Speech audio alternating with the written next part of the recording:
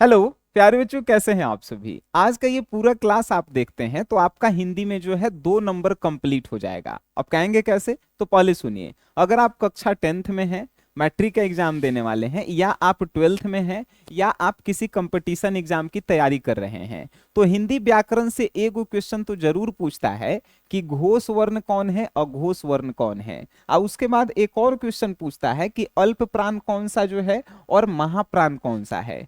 इस पूरे वीडियो को अगर आप देखते हैं और ये प्रश्न आपको छूट जाएगा तो समझिएगा कि हमको पढ़ाने नहीं आता है। आइए प्यारे बच्चों, सबसे पहले समझिए कि घोष और अघोष वर्ण कौन है। अच्छा, एगो जो है गांव में जो है कहावत है, उस कहावत पे ही पूरा ये ट्रिक है। कहावत क्या है कि नया नया बहू जब आती है घर में तो 1-2 दिन आदर करती है। हम कहा बोले हैं, सुनना।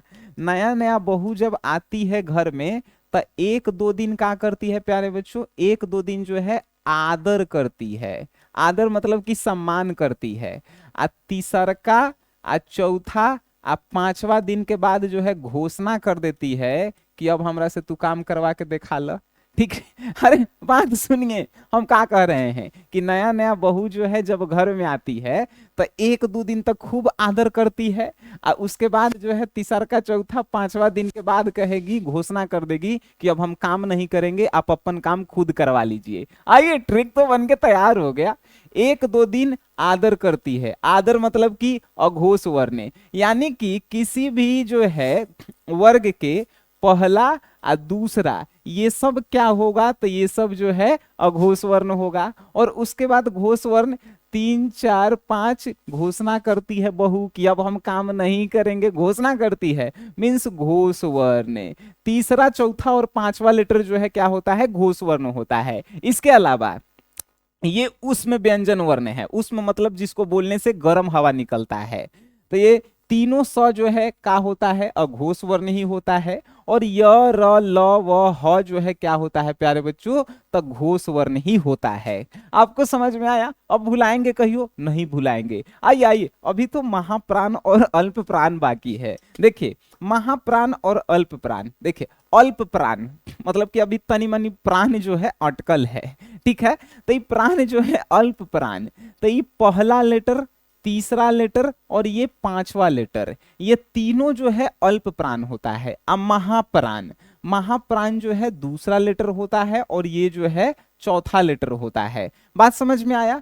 दूसरा और चौथा जो है महाप्राण होता है। अब एक और बात ध्यान रखिएगा, ये जो है य, र, ल, व, ह, ये जो है क्या होता है, तो ये जो है प्यारे बच्चों होता है अल्प प्राण।